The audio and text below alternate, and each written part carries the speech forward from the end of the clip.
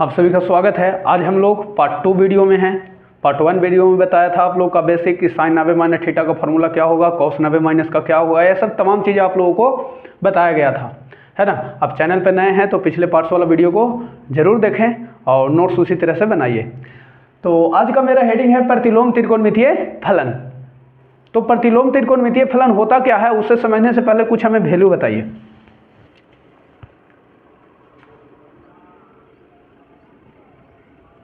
Sine pi बटे 2 का value क्या होगा बताइए। साइन पाई बटे 2, साइन पाई बटे 2 का मतलब 90 डिग्री। 90 डिग्री का वैल्यू कितना होगा? 1। साइन 5 पाई बटे 2 का वैल्यू क्या होगा बताइए। 5 पाई बटे 2। ना समझ में आया तो कन्वर्ट करिए। आप जानते हैं कन्वर्ट करने के लिए इसको लिख सकते हैं 2 पाई प्लस पाई बटे 2। 2 दूनी 4 1 5 पाई बटे 2। 2 पाई का मतलब 1 पाई में 180 डिग्री, तो 2 पाई में 300, तो 360 प्लस थीटा 360 प्लस फिर यहाँ एक में से 90 डिग्री यहाँ आ गए। अब यहाँ 90 डिग्री आ गया ना, तो साइन 360 प्लस थीटा हो जाएगा साइन थीटा। कौन थीटा? Sine theta. तो साइन थीटा का वैल्यू कितना? 90 डिग्री यहाँ लीजिएगा तो कितना हो जाएगा? 1। यहाँ देख रहे हैं कि वैल्यू आप लेते जा रहे हैं। साइन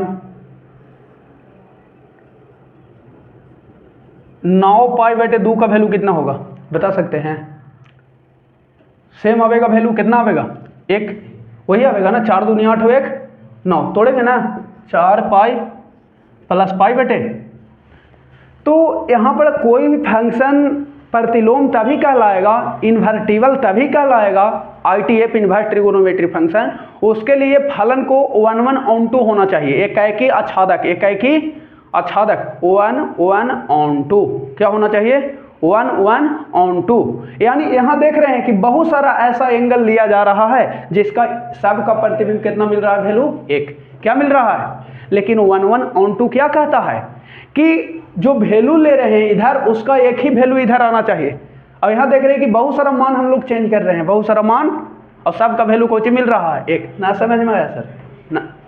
पाई बटे 2 का भी वैल्यू कितना मिला? 1।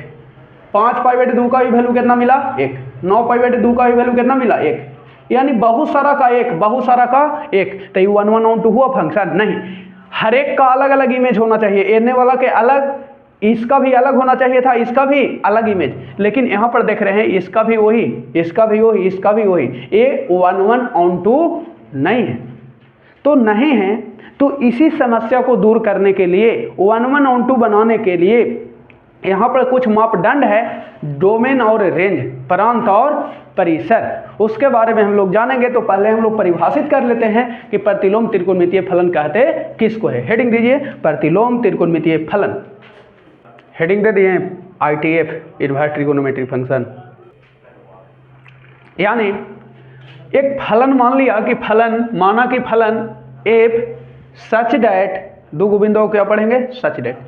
माना कि फलन f such that a to b यानी a से b में, a से b में एक एकाएकी आच्छादक फलन है 1 1 on 2, 1 1 on 2 फलन है। मान लिया कि एक फलन है मेरा f a से b, जो एकाएकी आच्छादक है। एने के हर एक एलिमेंट का उन्हें अलग अलग इमेज है, एने के हर एक एलिमेंट का उन्हें अलग अलग, उसी को कहते हैं एकाएकी आच्छादक।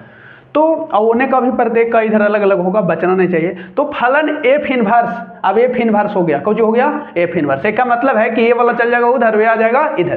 तो फलन f inverse b to a फलन f का प्रतिलोम कहलाता है। क्या कहलाता है? प्रतिलोम। उल्टा ना कहलाएगा जी, बताओ। यहाँ f a से b में था, यहाँ हो गया f इनवर्स b से a। तो यही f इनवर्स जो है f फलन का कौची कहलाया? प्रतिलोम। कौची कहलाया? प्रतिलोम। उल्टा। क्या कहलाया? उल्टा। यदि वो केवल यदि y बराबर fx implies by, implies by, implies by, implies by, इस चिन्ह को क्या बोलते हैं? Implies by. यदि y बराबर fx है तो यहाँ कंडीशन है कि इसको मैं ऐसे लिख सकता हूँ f inverse y is equal to x, f inverse y is equal to x। कहने का मतलब यह है कि यहाँ पर अर्थात f इनवर्स ये जो रखा हुआ वैल्यू है कोष्ठ में, उसको कहते हैं डोमेन, प्रांत। को जी कहते हैं? प्रांत। ठीक है। f इनवर्स का प्रांत जो आप देख रहे हैं डोमेन, क्या देख रहे हैं? डोमेन। एफ इनवर्स का जो डोमेन है, जो प्रतिलोम फलन है, ओकर जो ये डोमेन है वाई, ई वाला फलनमा में कोची के कम कर रहा है? आउटपुट के। आउटपुट ना मिल रहा है जी, बताओ यही मिल रहा है कि ना? मिल रहा है कि ना? एफ एक्स बराबर क्या, इसी को वाई लिख सकते हैं, एफ एक्स बराबर वाई। यहाँ देख रहे हैं कि एफ इनवर्स फंक्शन में जो प्रांत है वो एफ एक्स फंक्शन में कोची मिल गया? आउटपुट, यानी रेंज इसको कहते हैं। कोची कहते हैं? रेंज। क्या कहते हैं? रेंज। एफ इनवर्स फलन का जो प्रांत है, इस फलन का जो अंदर रखेंगे, याद रखो जो कोष्ठ में रहेगा वो प्रांत होगा, डोमेन होगा, जो बाहर मिलेगा वो क्या होगा? परिसर होगा, रेंज होगा। क्या होगा? रेंज। यहाँ देखो कि यहाँ रख रहे हैं एक्स और मिल गया कोची वाई, तो यहाँ देखें कि एफ इनवर्स फंक्शन के लिए वाई प्रांत का काम कर रहा है, और यही वाई एफ फंक्शन के लिए किसका काम कर रहा है? परिसर। तो यहाँ मैं कह सकता हूँ कि एफ इनवर्स फंक्शन का जो प्रांत है वो एफ का परिसर है। क्या है बाबू? परिसर। रेंज क्या है? कोई दिक्कत है यहाँ तक? बताइए। है जी। अब सुनो, यहाँ पर एक चीज और देख रहे हैं कि जो एफ इनवर्स फंक्शन का परिसर है तथा एफ इनवर्स फंक्शन का जो परिसर है, क्या है? परिसर यानी रेंज। क्या इसको कहेंगे? रेंज। जो एफ इनवर्स फंक्शन का रेंज है, यहाँ पर देखो कि एफ फंक्शन के लिए कोची बन चुका है? डोमेन। जो रखते हैं वो डोमेन ना, एफ का क्या है? प्रांत। क्या है? प्रांत यानी डोमेन। क्या है? डोमेन। अब इससे रिलेटेड जब ये हो गया तो अब आप लोगों को फाइनली एक चार्ट पेपर याद रखना है। उसी चार्ट पेपर के बाद एक फॉर्मूला आएगा और पूरा गोल हो जाएगा। ठीक है, तो इसको राइट डाउन कर लीजिए और उसके बाद एक चार्ट लेके आ रहे हैं, उस चार्ट को अच्छा से आज याद कर लेना है। ठीक है, देखो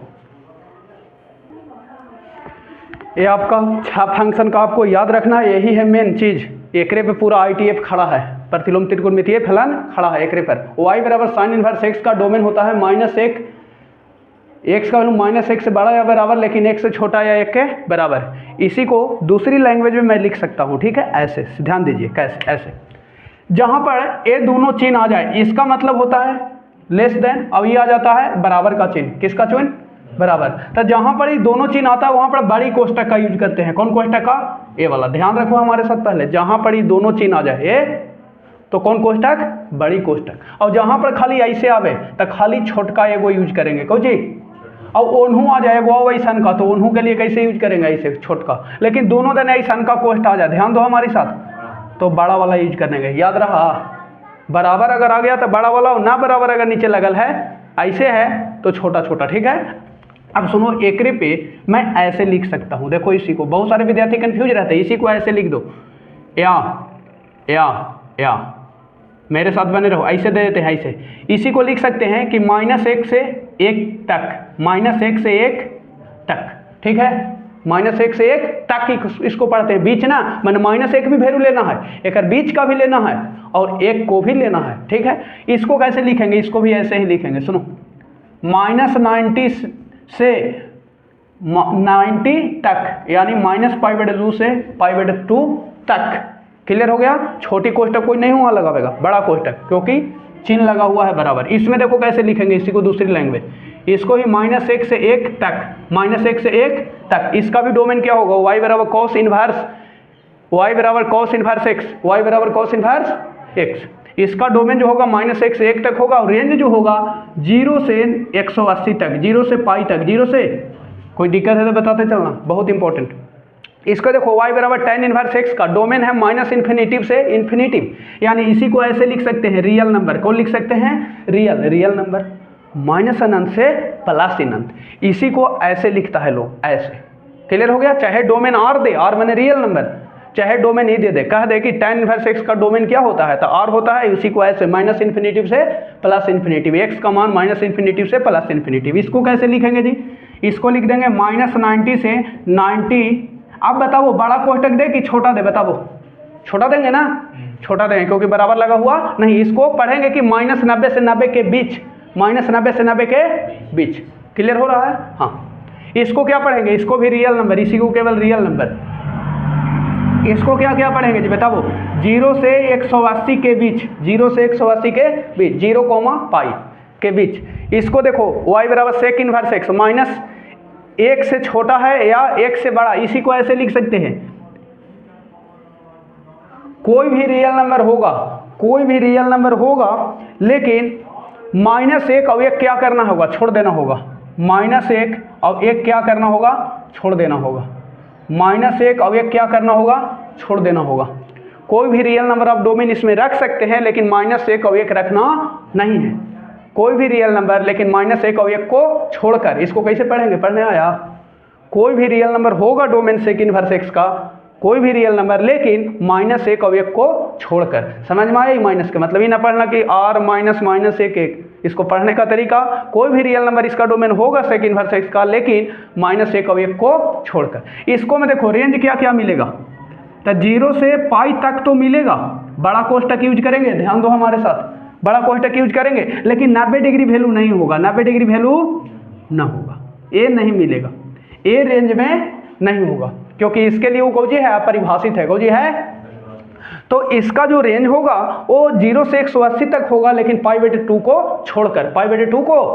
हाँ, इसको देखो, इसको भी वही कहानी इसके जैसा होगा, कोई भी रियल नंबर होगा, लेकिन -1 और 1 को छोड़कर। ठीक है, यहाँ पर इसी को लिख सकते हैं अदर लैंग्वेज में कि -90 से 90 तक होगा इसका रेंज, लेकिन 0 को छोड़कर, 0 को छोड़कर। तो आज के लिए फिलहाल हम लोग इतना ही रहने देते हैं, अगले पार्ट में मिलेंगे इसके फॉर्मूला से, फिर एक्सरसाइज से। ठीक है, आप लोगों का काम है नोट्स इस तरह से बनाइए, याद करिए, 4 बार 5 बार लिख के। ठीक है, लिख लीजिए आप लोग।